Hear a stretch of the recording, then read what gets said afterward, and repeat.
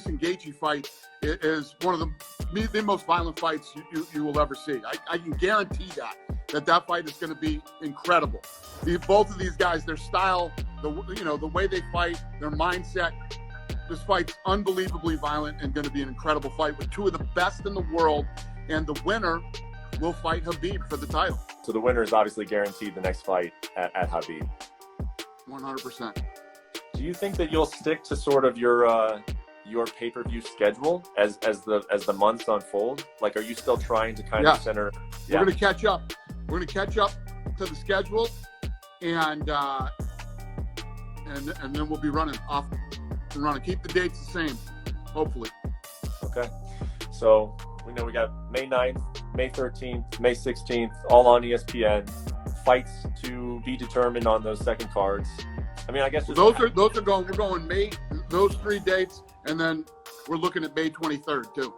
May 23rd too, in Florida, or that could potentially move. I haven't announced that yet.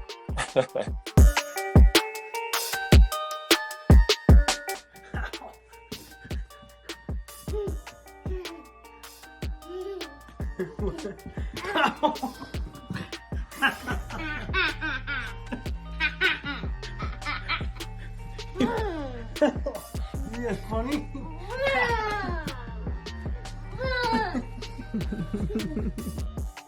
All right, you already know who I am. I ain't gotta tell you. But yeah, this is how I'm crushing the quarantine right now. We built a rocket. Look at the rocket. We got some action figures on there. I left this one. We're gonna hang out. My daughter wanted to build a rocket, so everything I do, I'm extra. What's up, baby girl? 2-piece. 2-piece. Oh, 2-piece. All right. 2-piece. All right. So this is our monster rocket. This is where she pops her head in, come out from quarantine. Got a little garbage pail, kids. We got Dominique Hawk, his grandma, mom. Shactopus. We got a whole scene, so she can get there, baby. Oh, she don't want to get there. You have to get there. So, and now we're still doing the cutouts. We got Larry the Bird coming up, Sidney Dean, Wesley Snipes. We got Billy Howell, Intimidator, Alien Iverson, His Airness, Shactopus, and Kareem Abdul-Jabbar. And we can change them off. We're not going to change them off. We can if we want. Why?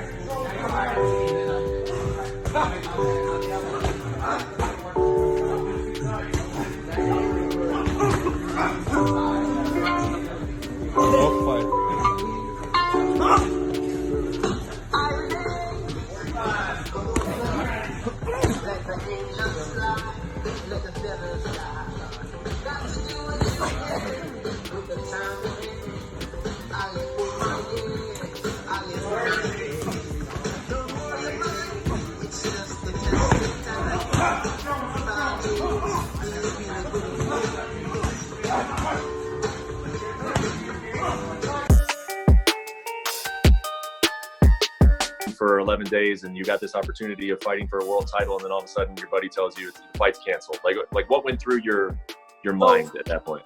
So in that position for me, it was really weird because, you know, it was like, it was the saddest, most relieving thing I've ever experienced. You know, I really wanted to, once I turned it on, you know, I was all in.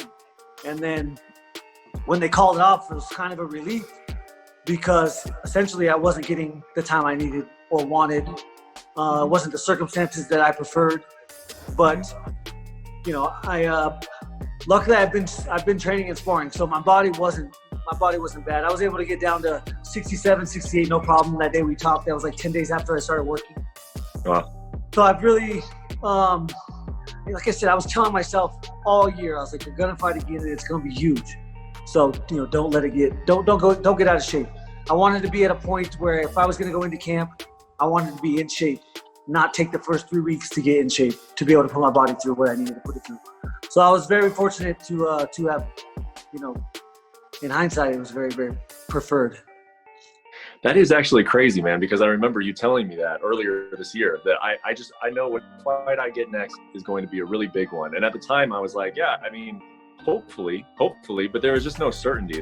Everything was so up in the air. No one knew who was going to fight anybody. You must have had some type of premonition that this was going to happen. Yeah, I mean, when you're the main event in the UFC, it's a huge fight. It doesn't really matter who you're fighting. And 5 out of 6 times they've built me as the main event. I've headlined for some of the, it's crazy, you know, like if you go back to when I fought Dustin Poirier and headlined that card, you know, Izzy was on that card. It's just crazy. The respect I got from the UFC and the opportunities that they're allowing me to, you know, being in the main event, they don't give that to anybody. And you know, humans recognize effort. I'll say it a million times because it's so true. And they know that I give max effort. And really, what more can you expect from someone that you're paying money to? Yeah. So 4 days after the cancellation, you have some pizza and some ice cream, and then how did you find out that the fight was back on? Same way I found out it was off, on the internet. Yeah. I saw that Dana had said that he was having this card May 9th, and I was the main event. And I was like, what the hell? So, yeah, I was really, you know, to be honest with you, I was a little bit upset because I've always told them I don't want to fight on short training camps. And they, you know, and I don't blame them, but they had the assumption that because I was going to do it April 18th, I would be fine to do it May 9th. But, you know, those are totally different circumstances for me. And so I really wasn't happy about it.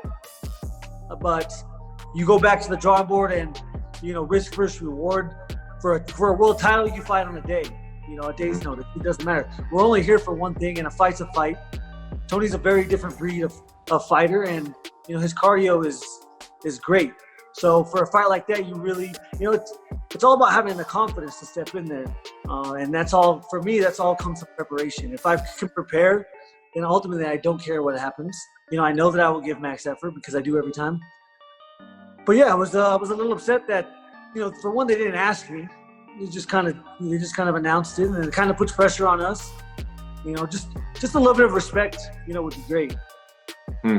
Do you understand like why it happens like that sometimes? And maybe they're afraid of leaks, or maybe they don't want people to know that they're going to go on May 9th, or do you think that that's like those are all, forget it, like, they still owe you the respect? So when I have those thoughts, it's like, you know, very spur of the moment. You know, I don't have time to rethink or think about what my reaction is going to be. It's kind of, you know, on the fly. As a matter of fact, when they called me and told me, I just blew a tire. I was changing a tire on the side of the highway, on the freeway. Really? And they called me, so I was all fired up. My manager was like, dude, why are you mad at me? I'm like, I'm not mad at you. Damn. And then, but then, like, you know, 2 hours later, I was like, I called him back. I was like, okay, I'm in. So how do you jump back into the process of preparing for the fight, and what has your camp looked like? I mean, obviously everybody knows these are unique circumstances. So how have you gone about sort of building your camp for this fight on May 9th? I mean, nothing's changed for me. I never trained, other than when I went to sparring with my whole team. There was like 20, 30 people in there.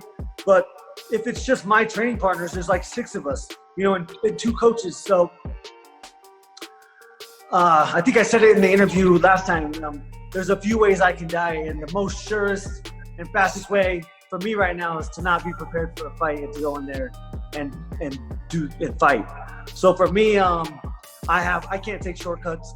I can't not have teammates here. I can't, I've Kamaru Usman's here, Beneil Dariush is here, and we're all isolated in my house. So, we're working out together. Topic that just continues to linger out there that, hey, George is retired, but he leaves the door just slightly cracked open to potentially fight a guy that he really respects in Khabib Nurmagomedov. So you represent Khabib. You know how many more fights this guy wants, how many years he wants to be in there, sort of his mood. You know him better than obviously any of us. What has to happen here to see a fight between George and Khabib? I mean, Justin Gaethje should try to get me killed, but listen. I listened to the interview and I think the way the interview was conducted, it was like a little bit manipulated. First of all, George is not even in the conversation right now. Let me say something. George St. Pierre is the greatest fighter of all the time. I'm telling I represent Khabib, I represent the many great champions. But George St. Pierre, it is the greatest athlete fighter in UFC ever seen. Period. There's nobody else. Right now is nobody. But he's a very good friend of mine. I love George, been my friend for 15, 16 years. And I'm not gonna say anything negative about George because he's a wonderful human being and I really have a lot of love for him, right?